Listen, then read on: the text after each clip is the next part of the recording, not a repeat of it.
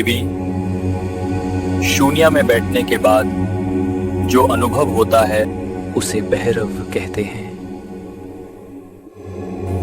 महादेव, क्या भैरव कोई रूप है या कोई शक्ति जो शून्य के बाद मिलती है?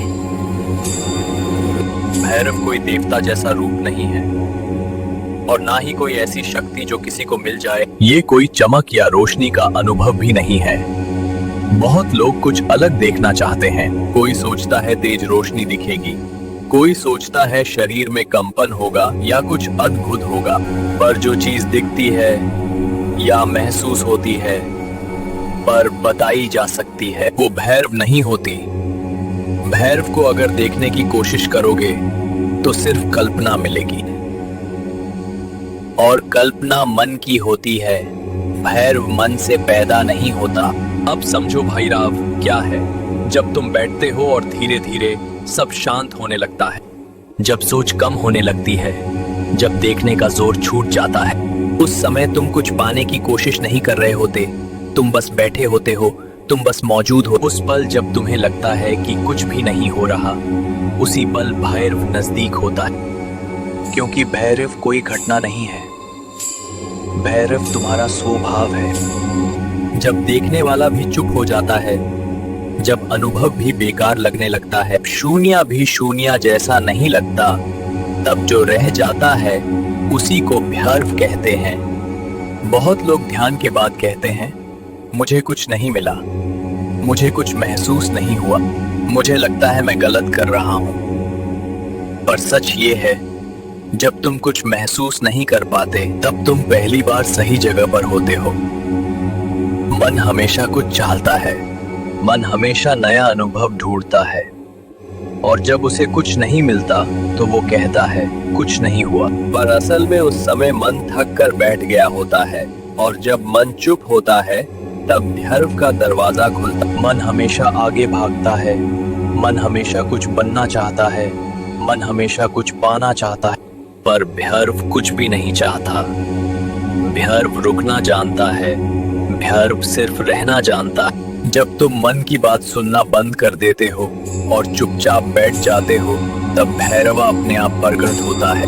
महादेव, अगर भैरव कोई अनुभव नहीं तो मैं कैसे जानूं कि मैं सही रास्ते पर हूँ? सवाल आने बंद हो जाएं। जब तुम्हें कुछ पाने की जल्दी ना रहे, जब बस बैठना काफी लगने लगे, समझ लेना तुम सही जगह पर हो।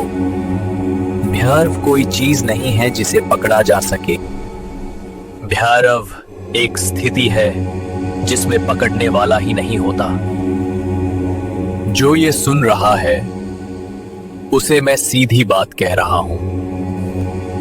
रोज थोड़ी देर चुपचाप बैठो, कुछ करने की कोशिश मत करो और कुछ सुधारने की कोशिश भी मत करो। बस जो है उसे रहने दो।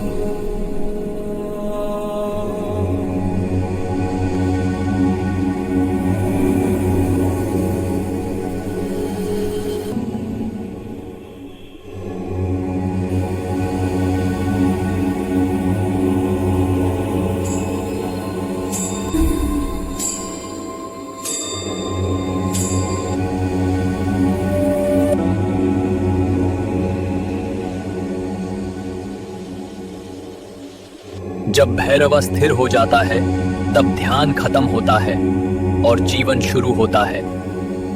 तब तुम ध्यान नहीं करते, तुम ध्यान बन जाते हो।